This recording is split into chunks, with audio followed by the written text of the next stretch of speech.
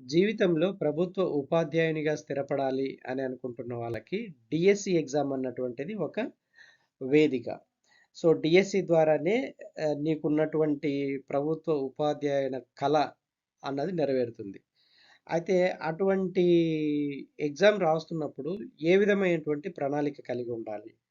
తర్వాత మరి మీ నేపథ్యం ఏమై ఉంటది? సపోజ్ సోషల్ స్టడీస్ క్యాండిడేట్స్ ఉన్నారు. వాళ్ళకి మ్యాథ్స్ చదవాలంటే ఇబ్బందిగా ఉంటది. కానీ దానికి కూడా ఒక పక్కా ప్రణాళికతో ఎళ్తే అది పెద్ద కష్టం కాదు. ఎస్‌జిటి వాళ్ళున్నారు. ఎస్‌జిటి వాళ్ళున్నప్పుడు వాళ్ళన్నీ కవర్ చేయాల్సి ఉంటది. ఒకవేళ వాళ్ళకి సోషల్ స్టడీసో లేదంటే సైన్స్, మ్యాథ్స్ టఫ్‌గా ఫీల్ అయ్యే అవకాశాలుంటాయి. అప్పుడు ఇబ్బందులు పడతారు. కానీ ఆ ఇబ్బందులను అధిగమించడానికి ఏ విధమైన ప్రణాళికలతో డిఎస్సి ఎగ్జామ్‌కి ప్రిపేర్ కావాలి. ఇప్పుడు కొత్తగా ఇంకొక చేంజ్ వచ్చింది. ఎస్ఏకి స్కూల్ అసిస్టెంట్ వాళ్ళకి ఇంకా కొన్ని కోర్సులకు అనుమతి ఇచ్చారనమాట. అంటే వేరే విభాగాలకు చెందినటువంటి కోర్సులకు. సో ఇప్పుడు ఆ కోర్స్ నుంచి అప్లై చేసుకునే వాళ్ళు ఖచ్చితంగా ఈ ఎస్ఏ స్కూల్ అసిస్టెంట్ సంబంధించినటువంటి సిలబస్ చదివేటప్పుడు కొన్ని ఇబ్బందులు ఎదురవుతాయి. అటువంటి వాళ్ళు కూడా ఏ విధమైనటువంటి ప్రణాళిక వేసుకొని ఈ ఎగ్జామ్‌కి ప్రిపేర్ కావాలి. సో ఏ విధంగా ప్రణాళిక వేసుకుంటే ఈ డిఎస్సి ఎగ్జామ్‌ను క్రాక్ చేసి తర్వాత గవర్నమెంట్ టీచర్ పోస్ట్‌ను పొందొచ్చు అనే దాంట్లో ఇక్కడ ఒక గైడ్‌లైన్స్ నేను ఇక్కడ ఇవ్వడం జరిగింది.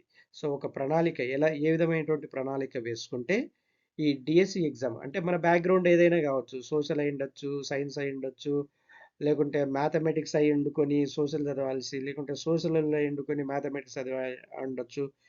ఈ కేసెస్ అన్నిటికీ ఒక ప్రణాళిక నేను మీ ముందు ఉంచుతాను.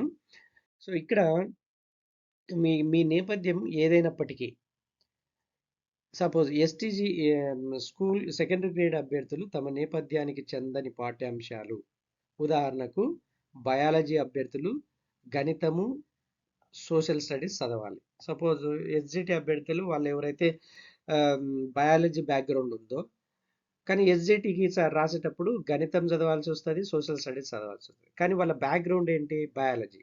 కానీ వాళ్ళకి బయాలజీలకి ఈ మ్యాథ్స్, సోషల్ చదవాలంటే కొంత ఇబ్బంది పడతా ఉంటారనమాట.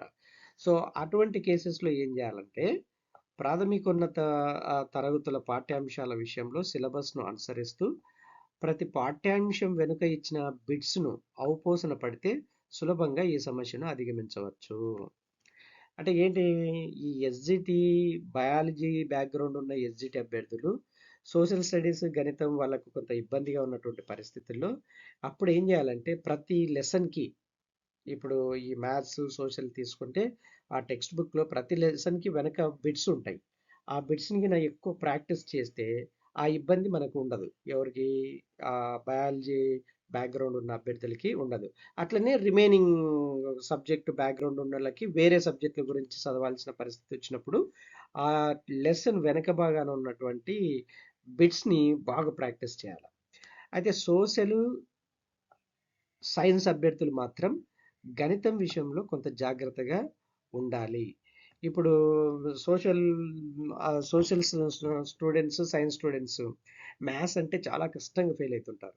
సో అది కొంతవరకు వాస్తవమే. కానీ అలాగని మనము దాన్ని నెగ్లెక్ట్ చేయలేము. ఎందుకంటే డిఎస్సి ఎగ్జామ్ అనేది it's gateway to enter into government teacher. కాబట్టి మ్యాథ్స్‌ని ఎక్కువ సమయం కేటాయించుకోవాలి మ్యాథ్స్‌కి. ఈ సోషల్ సైన్స్ అభ్యర్థులు ఎక్కువ సమయాన్ని కేటాయించుకొని, ఎక్కువ ప్రాక్టీస్ చేయాలి మ్యాథ్స్ మీద. తో ఫార్ములాస్ ఒక పక్కన ఒక పేపర్‌లో రాసి పెట్టుకోవడము. ఏమేం ఫార్ములాస్ ఉన్నాయి. ఆ ఫార్ములాస్ అన్నీ ఒక చిన్న నోట్స్ పెట్టుకుంటే, ఆ నోట్స్‌లో రాసుకుంటా పెట్టుకోవచ్చు. సో, దానివల్ల నీకు అడ్వాంటేజ్ ఏంది అంటే, ఎగ్జామ్‌కి ఒక 2, 3 రోజులు ముందర నువ్వు రాసుకున్న చిన్న నోట్‌బుక్‌లో ఏంటేంటి ఫార్ములాసు, లేదా ఇంపార్టెంట్ ఆబ్జెక్టివ్ బిట్స్ ఏంటివి, లేకుంటే ఏ కాన్సెప్ట్‌లో ఇంతకుముందు క్వెషన్స్ అడిగారు. సో, వాటన్నిటిని నువ్వు ఒక చిన్న బుక్‌లో రాసి పెట్టుకుంటే, ఒక 3 రోజుల ముందర 2, 3 రోజుల ముందర ఎగ్జామ్‌కి పోయేటప్పుడు దాన్ని మళ్ళీ రివైవ్ చేసుకోవచ్చు. అప్పుడు నీకు ఈజీగా మైండ్‌లో ఫిక్స్ అయిపోతాయి. సో, ఆ విధంగా సోషల్ సైన్స్ స్టూడెంట్స్ మ్యాథ్స్ చదవడానికి ఇబ్బంది పడుతున్నోళ్ళకి ఇది మంచి సజెషన్. సో సో తర్వాత స్కూల్ ఎడ్యుకేషన్ తర్వాత ఎక్కువగా మ్యాథ్స్ను ఫాలో కాకపోవడమే దీనికి కారణం. సో సోషల్ సైన్స్ స్టూడెంట్స్ ఏంటైతే ఆ స్కూల్ ఏజ్ అయిపోతానే కాలేజెస్లోకి వెళ్తానే వాళ్ళు వాళ్ళ సబ్జెక్టులలో వాళ్ళు లీనమవుతారు. ఏది సైన్స్ అయితే సైన్స్, సోషల్ అయితే సైన్స్. దానివల్ల ఏమైపోతుంది, 10వ తరగతి వరకు నేర్చుకున్న మ్యాథ్స్ కూడా అంత గుర్తుండదు అనమాట. సో, కాబట్టి ఈ మ్యాథ్స్‌కు కొంత మీకున్న సబ్జెక్ట్‌ల టైంలో కొంత ఎక్కువ సమయాన్ని మ్యాథ్స్ కేటాయించి ప్రాక్టీస్ ఎక్కువ చేస్తే ఈజీ అయిపోతుంది. సో, దీనంతటికీ ఏకైక పరిష్కారం ఏందంటే ప్రాక్టీస్‌కి ఎక్కువగా ప్రాధాన్యత ఇవ్వడము. ఇప్పుడు నేను చెప్పినట్టు సూత్రాలు, మౌలిక అంశాలపై దృష్టి పెట్టడము. ఈ ఫార్ములాస్, సూత్రాలు, ఆ మౌలిక అంశాలు ఇవన్నీ ఒక చిన్న నోట్ బుక్ పెట్టుకొని ఆ నోట్ బుక్‌లో రాసుకుంటా రావాల. అప్పుడు నీకు ఒక 2, 3 రోజుల ముందర ఆ బుక్ తీసుకొని రెఫర్ చేస్తే మొత్తం మళ్ళీ మైండ్‌లో ఫిక్స్ అయితాయి. తర్వాత స్కూల్ అసిస్టెంట్‌కి సంబంధించి మరికొన్ని కోర్సులను అర్హతలుగా చేర్చడంతో స్కూల్ అసిస్టెంట్ ఉన్నారు కదా! స్కూల్ అసిస్టెంట్‌కి ఇప్పుడు ఏం చేశారంటే ఇంకా అదనంగా కొన్ని కోర్సులను చేర్చారు. వాళ్ళేంటి, వాళ్ళు డిఫరెంట్ బ్యాక్‌గ్రౌండ్ నుంచి వచ్చినటువంటి అభ్యర్థులు. సో, విభిన్న నేపథ్యాల్లో ఉన్న అభ్యర్థులు కూడా దరఖాస్తు చేసుకున్నారు. వీరందరూ గమనించాల్సిన అంశం ఏంటంటే ఫిజికల్, బయోసైన్స్ అభ్యర్థులు డిగ్రీలో చదివిన సబ్జెక్టులతో నిమిత్తం లేకుండా ఇంటర్లోని భౌతిక, రసాయన, బోటనీ, జువాలజీ, సోషల్ అభ్యర్థులు కూడా జాగ్రఫీ, చరిత్ర, అర్థశాస్త్రము, సివిక్స్‌లను చదవాల్సిందే.